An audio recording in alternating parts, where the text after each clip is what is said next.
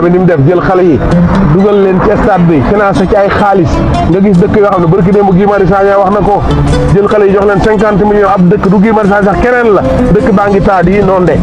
ñu jël xale yi di leen dugal ci stade bi renforcer foofu pour bëgg a néewal doole manifestant yi waaye problème bi du foofu li ngeen di daw seen biir kër yi la jëm si li ngeen di daw seen biir kër yi la jëm si dereti mbagg dereti bopp la du mooy mbaggum borom xale yi xaalis bi ngeen leen jox ci stade bi fu ngeen ko dugaleen fa ngeen ko war a dugal du jar ngeen leen di jox xaalis dañ ñëw fos yi dem buñ paree am liggéey mun leen yor réew mi fukki at ak ñaar jël xaalis bi foyee ba mu neex leen coppati ci tuuti ci cat la ñëw jox xale yi ne la def leen foy kuy fo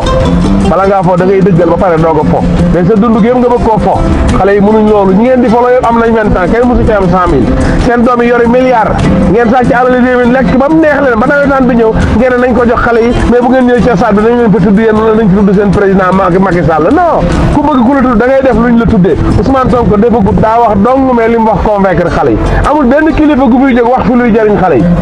lu ajum ngooñ mosu leen ko fay wax jëfu leen ko fi xale yi génn ci yéen ngeen jël seen xaay jox leen ne dem leen foyi avant nawetaan bi ñëw xale yi ci fo lañ newoon buñ newoon ci dëgg buñ ñëwee ci fo mi da leen di neex mais comme ci fo rek lañ dëkk seen ndey ak seen bàyyi wuti caaf di jaay caaf ñii di sàmm ñii di lu nañu dugg ci pour dundal leen bu leen sonal nit ñi bu leen sonal nit ñi xale yi mënu leen a fexe bañ yuuxu seen tur mu leen tey ñu gën a yuuxu tër Ousmane Sonko lim fi wax moom Ousmane Sonko yàlla xam ne ko bu réalisé woo bis bu xale yi football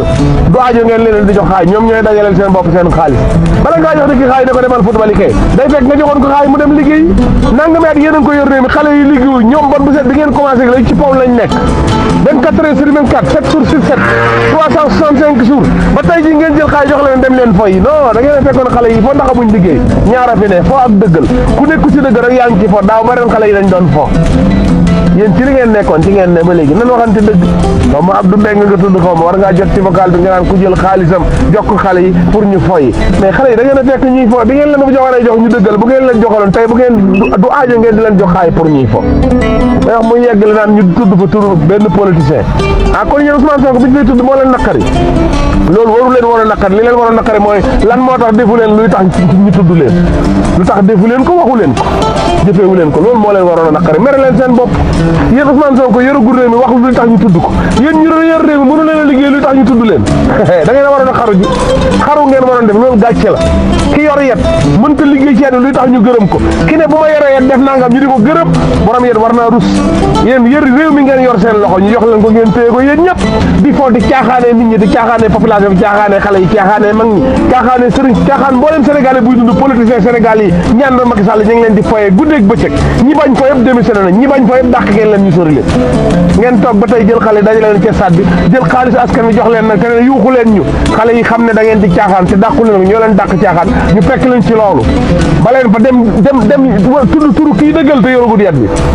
bis bu Ousmane Sonko yoree bi doom neex ndeyam nawetaan dina jot xale yi dem nawetaan ji ak seen xaalis su bopp duñ soxla xaalisu politicien yéen xale yi mën nañ fee nekk 12 mois di liggéey mënuñoo am luñ nawetaan yéen di xaay mooy liggéeyuñu woon buñ liggéeyoon duñ soxla xaalisu politicien loolu lay tekki dem leen ngeen wutali askan bi liggéey jox leen at réew mi fukki at ak ñaar mënu leen ci dara wàcc leen te dem wax dëgg yàlla góor guy tiim jigéen fukki waxtu ak ñaar mënuloo ko dara doo jóg ñibbi tawal te jóg tëri c'est ça le problème